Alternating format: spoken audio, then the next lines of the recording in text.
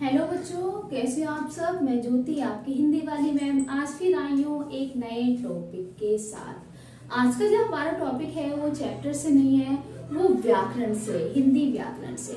और टॉपिक क्या है हमारा? अलंकार। अलंकार बहुत आते हैं। काव्य हमें जल्दी समझ में आएगा जब हमें अलंकार के बारे में पता हो, ठीक है। क्योंकि अलंकार जो है ये काव्य की ही सुंदरता बढ़ाते हैं। जिस प्रकार एक स्त्री अपनी सुंदरता बढ़ाने के लिए आभूषणों मतलब ज्वेलरी का इस्तेमाल करती है, उसी प्रकार काव्य की सुंदरता बढ़ाने के लिए हम अलंकार का उपयोग करते हैं, ठीक है। अलंकार क्या है? अलंकार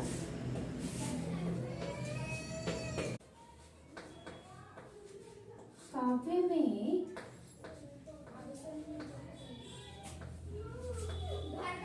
अलंकृत करने वाले शब्दार्थ को काव्य में अलंकार कहते हैं, ठीक है जी। काव्य को अलंकृत करने वाले शब्दार्थ को काव्य में अलंकार कहते हैं, ठीक है। काव्य को अलंकृत मतलब सजाना करने वाले शब्दार्थ जो अलंकृत शब्दार्थ है, सजे हुए शब्दार्थ हैं, चमत्कार उत्पन्न करना को काव्य की भाषा में क्या कहते हैं? अलंकार, ठीक है। अलंकार जान के, जिस प्रकार से एक स्त्री अपनी सुंदरता बढ़ाने के लिए आभूषणों का प्रयोग करती है, उसी प्रकार से काव्य का सौंदर्यीकरण करने के लिए हम अलंकारों का उपयोग करते हैं, ठीक है। काव्य की सुंदरता बढ़ाने के लिए, काव्य में चमत्कार उत्पन्न करने के लिए, ठीक है बेटा। अब इसके क्या होते हैं? इसके होते हैं दो भेद। कौन कौन से पता है आप लोगों को? पहला होता है शब्दालंकार, ठीक। शब्दालंकार क्या है? जो शब्दार्थ काव्य के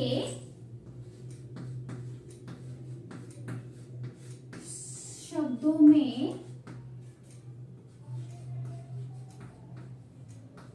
चमत्कार उत्पन्न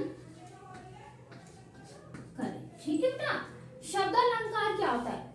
जो शब्दार्थ काव्य के शब्दों में चमत्कार उत्पन्न करे, ठीक है। जो शब्दार्थ काव्य के शब्दों में चमत्कार उत्पन्न करे, ठीक है। कौन कौन से होते हैं हमारे शब्दालंकार? पता है आपको? जैसे अनुप्रास, जैसे यमक, जैसे श्लेष। कौन कौन से होते हैं? अनुप्रास, यमक, श्लेष,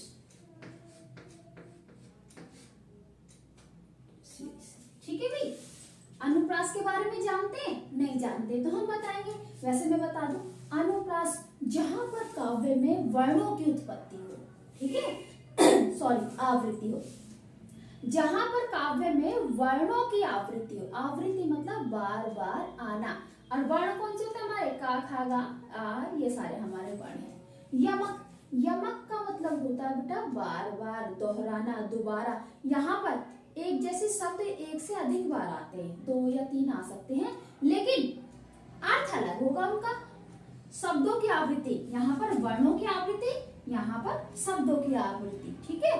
आवृत्ति मतलब बार बार आना। शब्द एक जैसे होंगे, उनका अर्थ बदल जाएगा। श्लेष, श्लेष का अर्थ होता है चिपका हुआ, चिपका हुआ। यहाँ पर क्या होगा, शब्द एक से अधिक अर्थ लिए हुए होगा, ठीक है, एक शब्द के एक से अधिक अर्थ होंगे। इनके बारे में हम पूरा पूरा जानेंगे, लेकिन पहले हम इसका देख लें इसको, ठीक है। शब्द अलंकार जान गए। अब हमारा दूसरा है अर्थालंकार, ठीक है। जैसे कि नाम से ही पता चल रहा है, इसके नाम से शब्दालंकार, इसके नाम से अर्थालंकार। काव्य में, काव्य जानते हैं, काव्य होता है जिसको जो गेयता होता है, ठीक है, जिसे हम गा सकते हैं, जो सुर लय ताल यति गति लिए हुए होता है, वो होता है हमारा काव्य। काव्य में जहां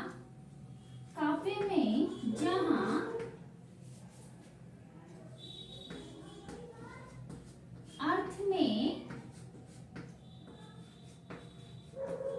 चमत्कार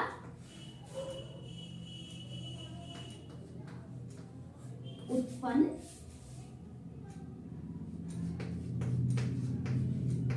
होता है, ठीक है बेटा। काव्य में अब देखिए, शब्दालंकार जहां शब्दों में चमत्कार उत्पन्न हो, ठीक है। अर्थालंकार काव्य में जहां अर्थ में चमत्कार उत्पन्न होता है, ठीक है, उसे कहते हैं हम अर्थालंकार। अब यहाँ के इनके वाले कौन से अलंकार थे, अनुप्रास अलंकार, यमक अलंकार, श्लेष अलंकार। यहाँ पर कौन सा होगा, अभी हम देखते, यहाँ पर हमारा होगा मानवीकरण, अतिशयोक्ति, उत्प्रेक्षा, यमक, उपमा, ठीक है। कौन कौन से हैं, उपमा, ठीक, रूपक, ठीक है, उत्प्रेक्षा, और कौन सा है बताओ जरा कमेंट बॉक्स में। मानवीकरण, ठीक है, और कौन सा रह गया, अतिशयोक्ति अलंकार, अतिशयोक्ति अलंकार, ठीक है। यहाँ पर हमारा अतिशयोक्ति अलंकार है, सॉरी, यहाँ पर हमारा अर्थालंकार। अर्थालंकार में क्या है, काव्य में जहां अर्थ में चमत्कार उत्पन्न हो, वहां पर हमारा अर्थालंकार होता है। और अलंकार कौन कौन से हैं, इसके अंतर्गत कौन से आते हैं, उपमा आती है जहां पर तुलना होती है, रूपक होता है जहां पर आरोप किया जाता है, उत्प्रेक्षा होता है जहां पर जानो मानो इस तरीके के भाव होते हैं, मानवीकरण जब हम जड़ चीजों को, प्रकृति की चीजों को मानव से तुलना करते हैं, मतलब मानव की तरह मानते हैं, ठीक है। जैसे काली घटा का घमंड घटा, ठीक, काली घटा घटा है ना, लेकिन हम उसको मानव की तरह, जैसे घमंड तो मानव में होता है, तो उसको दोनों को बराबर मान दिया ना, तो यहाँ पर मानवीकरण जब मानव की तरह समझा जाए। अतिशयोक्ति जहां पर चीजों को बढ़ा चढ़ाकर कहा जाए, अर्थात हनुमान की पूंछ में लगन न पाए यार, और शीघ्र लंका जल गई, गए निशाचर भाग। निशाचर क्या होता है, राक्षस, ठीक है। तो मतलब चीजों को बढ़ा चढ़ाकर कहना, ठीक है, तो वो यहाँ पर होता है। यहाँ पर जड़ चीजों की तुलना करते हैं किससे, मानव से। उपमा में हमने तुलना कर दी, ठीक है। तो ये हमारे यहाँ पर अर्थालंकार है, ये यहाँ पर हमारे कौन से हैं, शब्द अलंकार। इतना जाना। अब हम एक एक करके इनकी डेफिनेशन देखते हैं। पहले देखते हैं हम अनुप्रास अलंकार। इसे मिटा दे पहले, इसे मिटा देते फिर ये डिस्टर्ब करेगा।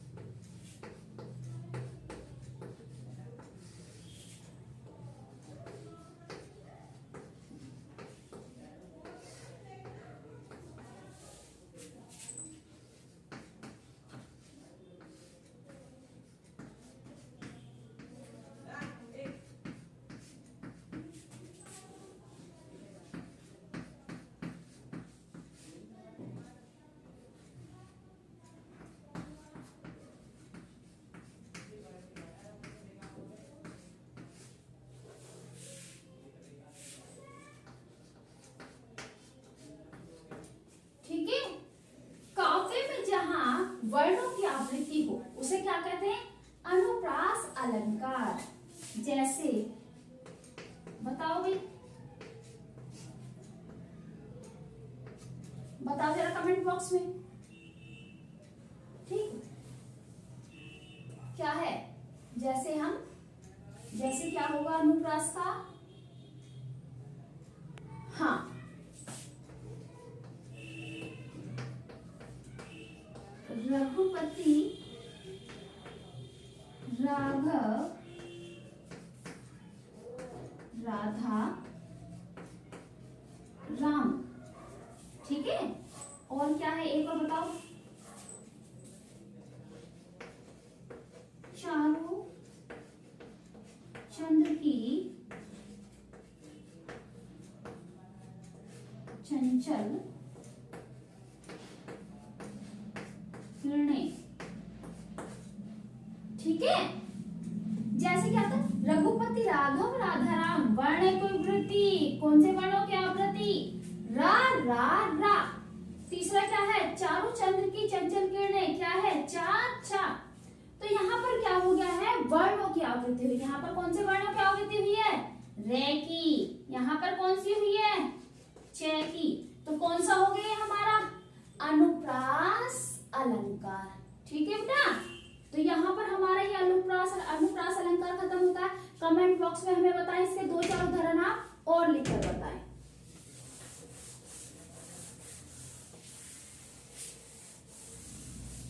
अब कौन सा हो गया हमारा, अनुप्रास हो गया। अब आएगा हमारा यमक। ठीक है, यमक का मतलब भी होता है बार बार। यमक अलंकार,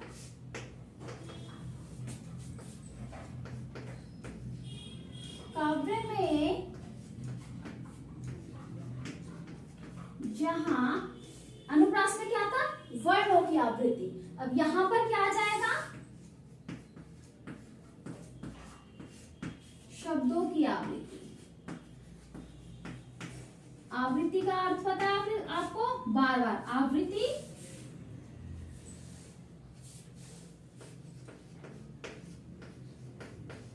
होती है। ठीक है,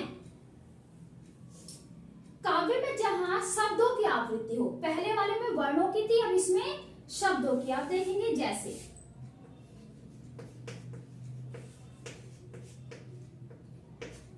ठीक है,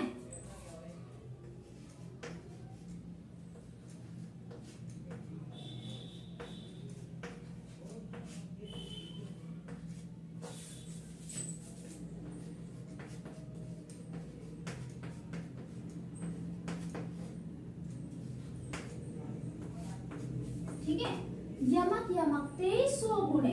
ठीक है, 100 गुण है। अब देखिए यमक और यमक। ठीक है,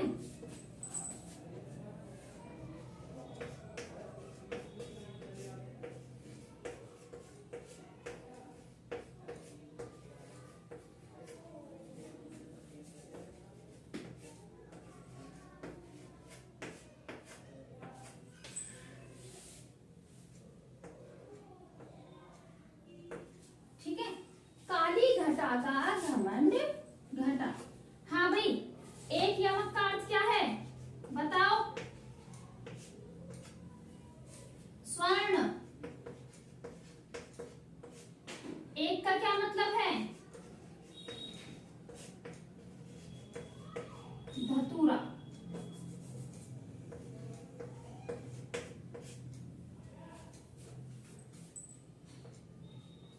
ठीक है, एक का अर्थ है स्वर्ण, एक का अर्थ है धतूरा। इसी तरीके से एक घटा का क्या अर्थ है, घटा बादल। अब दूसरी का क्या अर्थ है, घटा घटाना। घटाना जैसे कि आप मेंथ में माइनस करते हो। ठीक है, तो यहाँ पर ये आपका हो गया यमक अलंकार। समझ में आया, काव्य में जहां शब्दों की आवृत्ति होती है, शब्दों की आवृत्ति होती है, जहां पर शब्द एक जैसे बार बार है, जैसे यमक यमक यमक है, यमक यमकते 100 गुणे। ठीक है, तो यमक यमक में 100 गुण होते हैं। कैसे, एक यमक का अर्थ है यहाँ पर स्वर्ण, दूसरे यमक का अर्थ है यहाँ पर धतूरा। अब काली घटा का घमंड घटा। एक घटा का अर्थ है यहाँ पर बादल और दूसरे घटा का अर्थ है यहाँ पर घटाना। ठीक है, यमक वाला समझ में आया आपको? अब कौन सा आएगा? अब आएगा आपका श्लेष।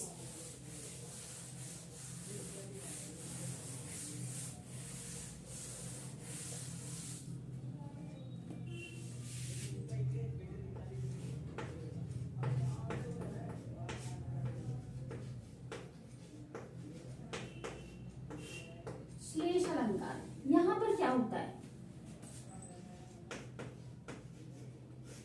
ये आपके अभी शब्द अलंकार ही चल रहे हैं, एक और इसके बाद अर्थ अलंकार होगा। काव्य में जहां वर्ण एक हो पर उसके अर्थ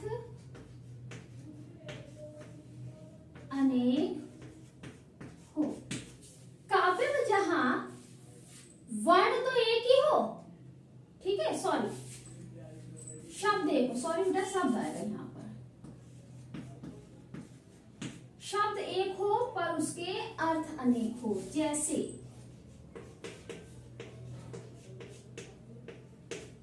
जैसे लाल मेरे कहाँ हो तुम। ठीक है, लाल मेरे कहाँ हो तुम। अब इसमें लाल क्या है? लाल का मतलब वर्ण भी होता है, रंग भी होता है, पुत्र भी होता है। ठीक है, लाल वर्ण, लाल रंग। ठीक है, तो ये यहाँ पर क्या हो गया भाई? लाल एक बार आ रहा है ना, और इसका श्लेष का अर्थ क्या होता है? चिपका हुआ। श्लेष का अर्थ होता है चिपका हुआ। ठीक, तो ये एक बार आ रहा है इसका शब्द, जहां शब्द एक हो, लेकिन इसके अर्थ कई चिपके हुए हैं। वर्ण है, रंग है, पुत्र है। लाल मेरे कहाँ हो, ठीक, सॉरी कहाँ हो। अब क्या है, यहाँ पर आपका श्लेष अलंकार खत्म होता है। ठीक, अब हम देखेंगे यहाँ पर आपका अर्थ अलंकार सारा समाप्त हो चुका है। अब देखते हैं हम इसके शब्द अलंकार हो चुका है। अब देखेंगे इसका हम अर्थ अलंकार। ठीक है बेटा, आइए देखते हैं इसका अर्थ अलंकार।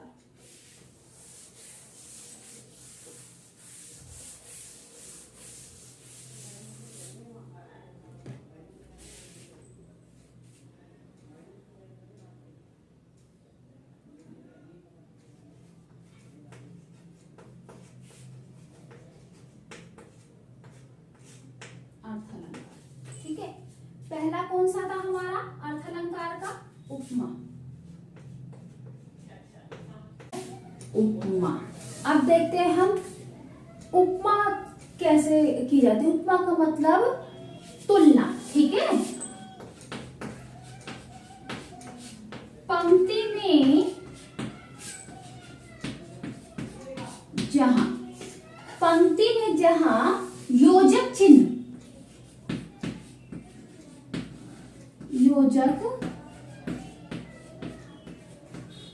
चिन्ह, योजक चिन्ह कौन सा होता है? ये वाला योजक चिन्ह आए। ठीक है, पंक्ति में जहां योजक चिन्ह आए और उसके पीछे सा, सी आदि आए। ठीक है, पंक्ति में जहां योजक चिन्ह आए, योजक चिन्ह कौन सा है? वो वाला, और उसके पीछे सा, सी आदि आए। किसके पीछे? योजक चिन्ह के पीछे। तो वहां पर क्या होता है हमारा? उपमा अलंकार। अब देखते हैं जैसे, जैसे उदाहरण देखेंगे हम इसका। ठीक है, योजक चिन्ह भी आना है और उसके पीछे सा, सी आना है। जैसे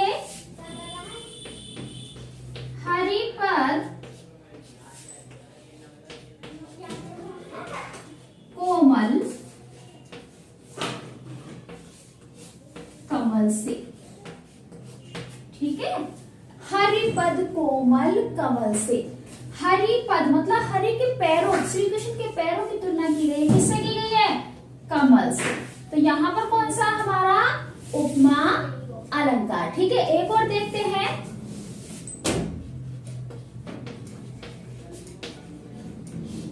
मखमल से झूले हाथी सा तीला। ठीक है, मखमल से झूले हाथी सा तीला क्या है? योजक चिन्ह। फिर उसके बाद क्या है? से सा सी। ठीक है, तो ये हो गया हमारा उपमा अलंकार। समझ में आया? कमेंट बॉक्स में आप इनके दो दो उदाहरण हमें और देंगे। अब देखते हैं हम कौन सा देखेंगे? रूपक अलंकार।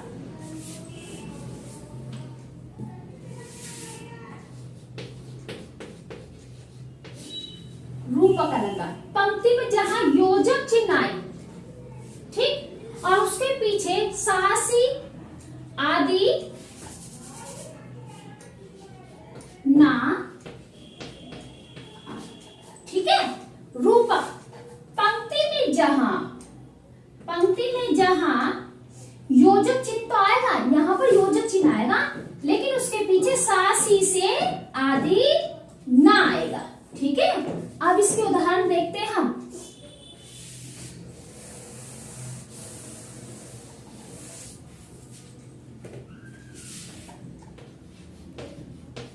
चरण कमल बंदो हरि गई। चरण कमल बंदो हरि गई।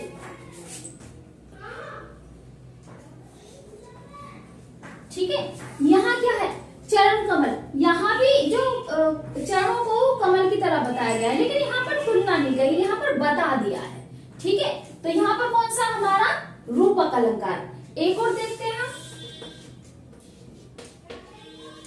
राधा बदन चंद्रसो। ठीक है, राधा बदन चंद्रसो, कि राधा का जो बदन है वो चंद्र के समान सुंदर है। चंद्रसो सुंदर। ठीक है, राधा बदन चंद्रसो सुंदर। ठीक है, यहां पर क्या हुआ? अभी ये हमें सही से नहीं लिखा जाता।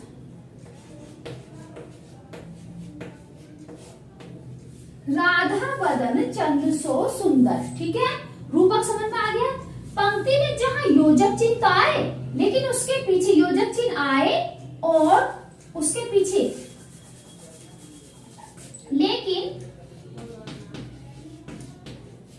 लेकिन उसके पीछे, किसके पीछे? योजक चिन्ह के पीछे सासी से आदि ना आए, तो वहां पर कौन सा होता है हमारा? रूपक अलंकार। इसके उदाहरण कौन से हैं? जैसे चरण कमल बंदो हरि गई, राधा बदन चंद्रसो सुंदर। ठीक है, समझ में आया? अब हमारा कौन सा होगा? उपमा भी हो गया, रूपक भी हो गया। अब हमारा कौन सा चलेगा?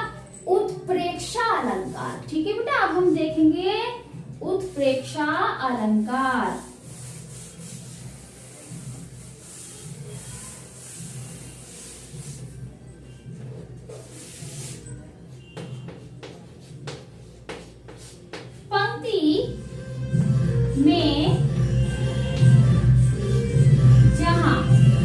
पंक्ति में जहां जानो मानो जनहु मनहु जैसे शब्द आए। ठीक है, पंक्ति में जहां जनहु मनहु जानो मानो जैसे शब्द आए, कौन सा अलंकार है वहां पर? उत्प्रेक्षा। ठीक है, पंक्ति में जहां जनो मनो जानो मानो जैसे शब्द आए, वहां पर कौन सा अलंकार होता है? उत्प्रेक्षा। अब हम देखेंगे इसके उदाहरण। जैसे, ठीक है, जैसे मुख मानो चंद्र सा, राधा मुख मानो चंद्र सा, ऐसे बोल सकते हो, मुख मानो चंद्र सा, मुख मानो चंद्र सा। ठीक है, कौन सा आ गया यहाँ पर? मानो। ठीक है, चित्रकूट जनु अचल अहेरी, चित्रकूट जनु अचल अहेरी। ठीक है, कौन सा शब्द आया है? जन्हू। ठीक है, चित्रकूट में किसकी संभावना की गई है? अहेरे की। यहाँ पर किसकी संभावना हुई है? चंद्र की। ठीक है, तो यहाँ पर कौन सा हमारा उत्प्रेक्षा अलंकार? पंक्ति में जहाँ, काव्य की पंक्ति में जहाँ जन्हू मनहू जैसे शब्द आए वहाँ होता हमारा उत्प्रेक्षा अलंकार। हम तो ये डीजे वाले नहीं परेशान कर रखे। ठीक है, अब कौन सा चलेगा हमारा? अब चलेगा हमारा अतिशयोक्ति अलंकार। ठीक है, काव्य में जहाँ बढ़ा चढ़ाकर बात की जाए, काव्य में जहाँ बढ़ा चढ़ाकर बात की जाए वहां पर होता अतिशयोक्ति अलंकार। जैसे,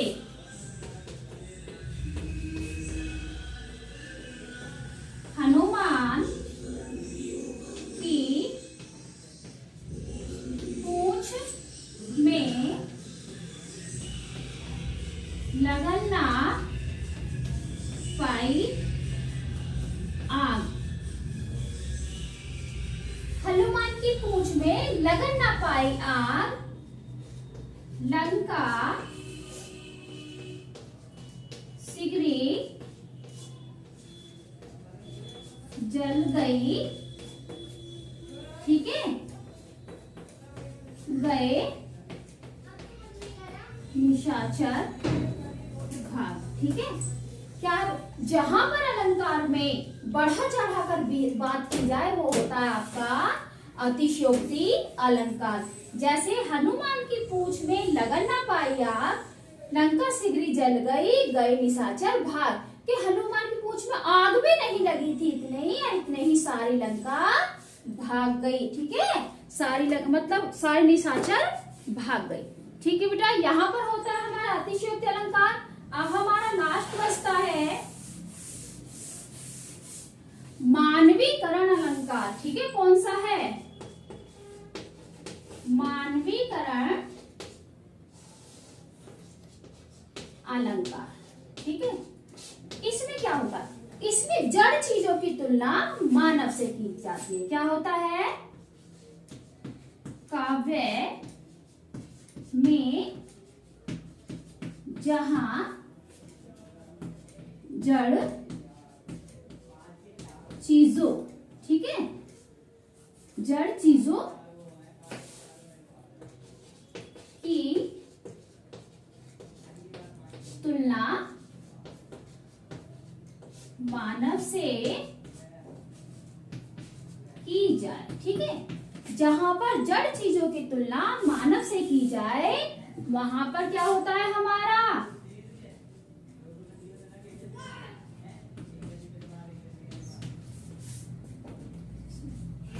ठीक है, जहां पर जड़ चीजों की तुलना मानव से की जाए वहां पर कौन सा होता है हमारा? मानवीकरण अलंकार। ठीक है, जैसे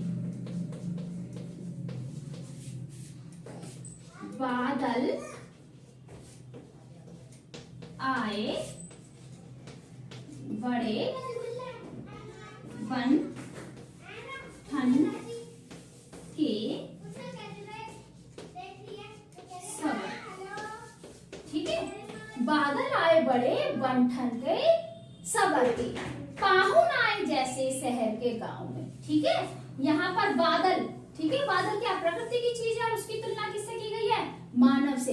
पाहुन ही तो आते हैं बड़े सवर के, तो पाहुन बताया गया, किसको बताया गया? बादल को। तो यहाँ पर होता है हमारा मानवीकरण अलंकार, जहाँ पर जड़ चीजों की तुलना किससे की जाए?